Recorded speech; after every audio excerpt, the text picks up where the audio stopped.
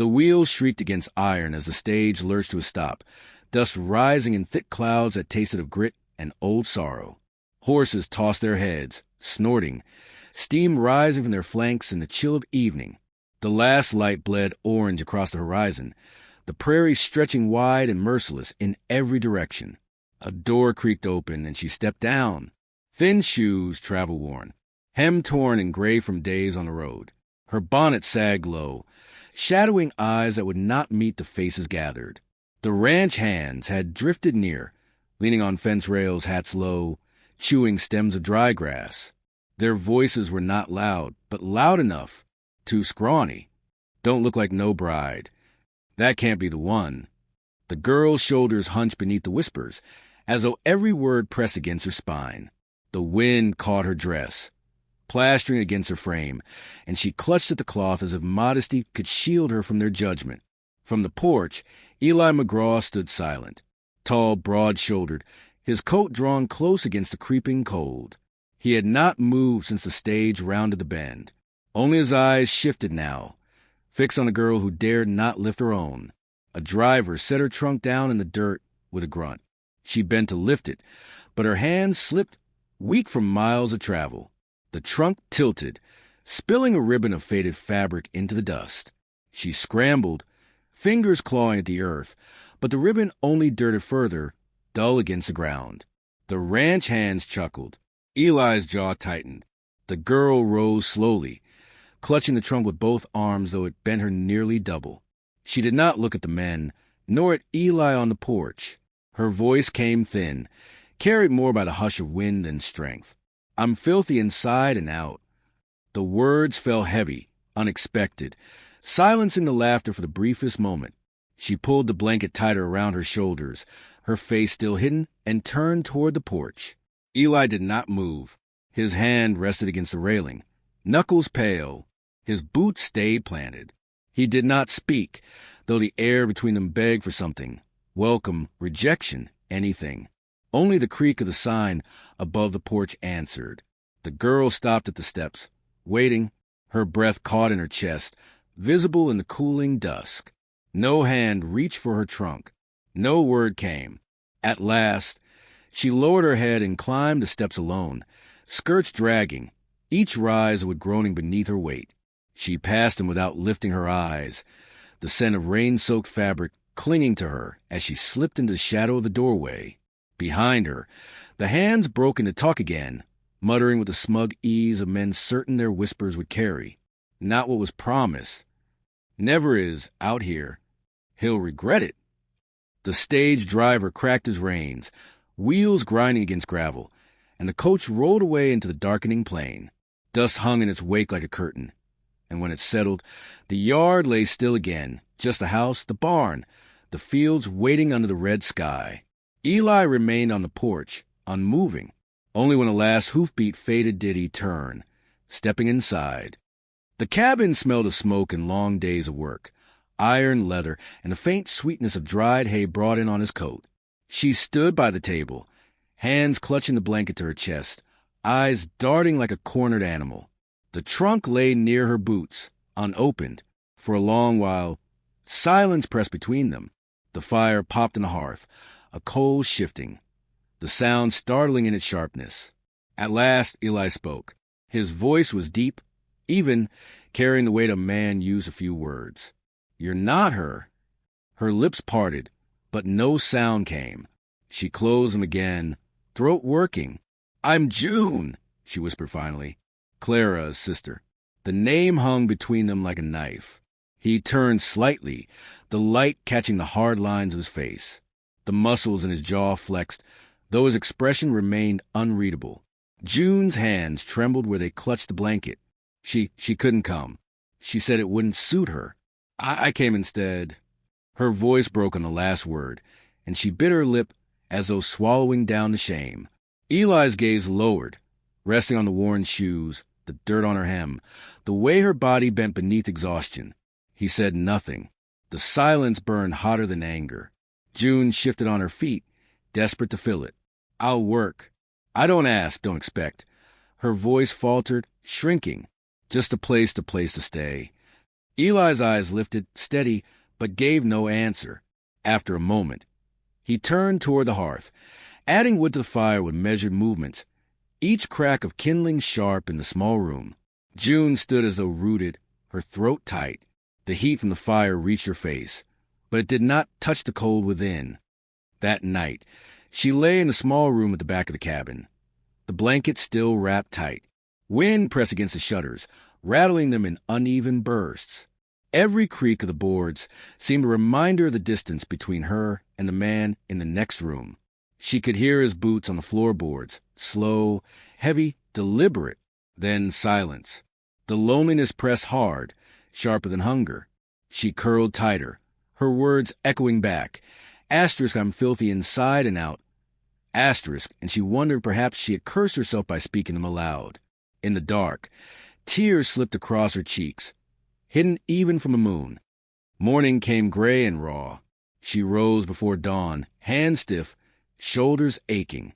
The ranch yard stretched empty save for a bucket by the well. She went to lift it, but her arms quivered, the weight too much. She tried again. Failed. Her knees struck dirt, dust rising around her in pale clouds. She pressed her forehead to the wood, breathing hard. The chill bit deep into her palms, cracked from travel. Boot steps approached. Eli's shadow fell across her. He did not speak. He reached past her, lifted the bucket in one motion, and carried it toward the barn. June stayed kneeling in the dirt, watching his back, words caught in her throat. No kindness, no cruelty, just the silence. And in that silence, her shame grew roots. That evening, when she returned to her room, a loaf of bread and a small crock of honey waited on the table. No note, no sign of who had left it. She stared, breath-catching.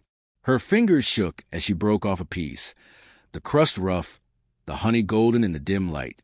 She ate slowly, each bite an ache in her throat, until tears blurred the edges of the room. It was not much, just bread, just honey, but it was the first grace she had been shown in a long time. The laughter carried from the mercantile porch before she even stepped through the door. Boots scraped wood, spurs jingled, and someone spat tobacco into the dirt. McGraw's bride, one man drawled, loud enough to echo, if you can call her that. Another snorted, more like charity. Poor fellow wanted a woman, and got himself a scarecrow. The word stung like stones hurled at her back. June kept her head down, fingers tightening around the cloth sack in her hands. The smell of flour and kerosene mingled, sharp at her nose, but the sting of their voices was sharper still. From the counter, she heard the clerks chuckle. Don't reckon she'll last winter. Not out there. Heat burned behind her eyes, but she said nothing. Coins clinked onto the counter. She gathered her parcel and slipped out the door, the laughter rising again as the bell jingled overhead. The street stretched wide and empty, dust swirling around her skirts. Somewhere a dog barked, quick and harsh. She pressed the bundle to her chest and hurried toward the waiting wagon. That night, she found the letter. It lay on the table. The paper yellowed from travel. The handwriting, Clara's. June's breath snagged as she unfolded it.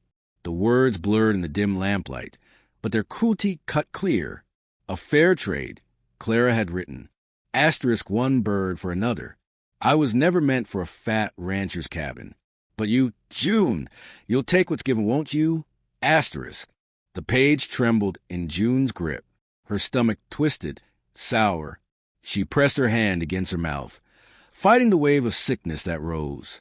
In the other room, Eli's chair scraped against the floorboards, steady as stone. He said nothing, as always. She folded the letter with shaking fingers, hid it beneath her blanket, and sat staring at the dark. The silence of the cabin weighed heavier than the mocking voices in town. By dawn, her mind was set. She packed her few belongings into the trunk once more. Shoes, bonnet, the ribbon still dirt-stained from the day she arrived. She tied the blanket around it with trembling hands. She would slip away before he rose, spare him the burden of her shame. But the storm came first. It swept across the plains with the fury of a beast, wind howling through cracks in the cabin walls, rain slashing sideways, rattling the shutters until nails groaned. The roof shook with each clap of thunder. June huddled in her bed, blanket drawn to her chin. Her breath came fast, shallow. Shadows leapt wild across the walls as lightning split the sky. Her whisper trembled out into the storm. I'm filthy inside and out. I don't deserve this roof. The words shook loose from her chest, soft in the rain but heavy as stone. The door creaked. Boot steps crossed the floor. The blanket was tugged gently back, and Eli froze. His eyes caught on the pale skin of her arms, the scars running like faded ropes across her flesh, old wounds deep cruel. The truth of her silence lay bare before him. His breath stilled, chest rising slow, heavy. For a long moment he did nothing, said nothing. Then he lowered the blanket again, covering her, his rough hand surprisingly careful. He pulled a chair to her bedside and sat, broad shoulders shadowing the firelight, silent guardian against the storm. She closed her eyes, and for the first time since leaving home, she slept without fear. Morning broke weak and gray. The storm had passed, leaving the world damp, the smell of wet earth drifting through the cracks. When she opened her eyes, the fire still glowed faintly. Eli was gone, but on the table near her bed sat a tin mug of coffee and a bowl of steaming porridge. She stared at them, throat tightening. He had seen her shame, and yet he had stayed. She sat slowly, hands trembling as she lifted the mug.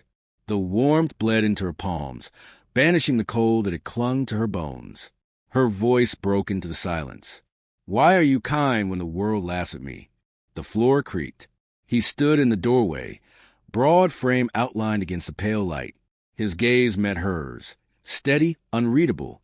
Because I know what it is, he said low, to be laughed at, to be unwanted. And I won't do that to another soul. The words landed deep, carving open something in her chest. The quiet between them was no longer empty. It breathed with fragile trust. The test came sooner than either expected. That night, cattle bawled wild in the distance, hooves thundering. Shouts split the dark. Rustlers. Eli seized his rifle, boots striking hard against the boards. June rushed after him, lantern in hand, the flames sputtering in the wind. The herd scattered under the storm's ragged tail, eyes white, bodies crashing against the fence. Eli fired into the air, his shout tearing through chaos. June ran barefoot into the mud, lantern high, swinging in wide arcs. The light flared and danced, spooking the cattle back toward the pen. Her voice cracked as she screamed, raw, desperate. A man's shadow loomed from the dark, whip raised. June froze. Eli charged, slamming into the rustler with a roar, knocking him flat. The rifle but struck hard, and the man crumpled into the muck. Breathless, June held the lantern steady, light quivering.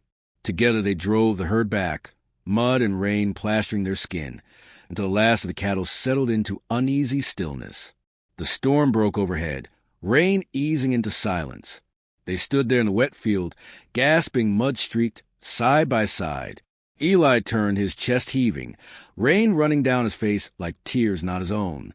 You came, he said, voice rough, when you could have run. You're no mistake. You're mine if you'll stay.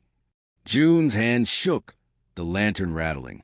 She lowered it slowly, eyes wide, breath caught in her throat. I thought I was filth, she whispered. But you saw me. You stayed. Her fingers reached, small and cracked, and found his hand. Callous palm closed over hers. Steady, sure. No kiss, no vow. Just a grip of two souls weathered and worn, binding themselves without words. The prairie lay, quiet once more. Stars broke through the thinning clouds, cold and silver above the soaked earth. In the hush, the narrator's voice rose soft as wind in grass. Asterisk out here. The wind buries names and pride fades like dust. But sometimes, what the world calls broken, the heart calls holy. Remember this, listener. The smallest grace can turn shame into shelter, and in that we find the only home worth keeping, asterisk.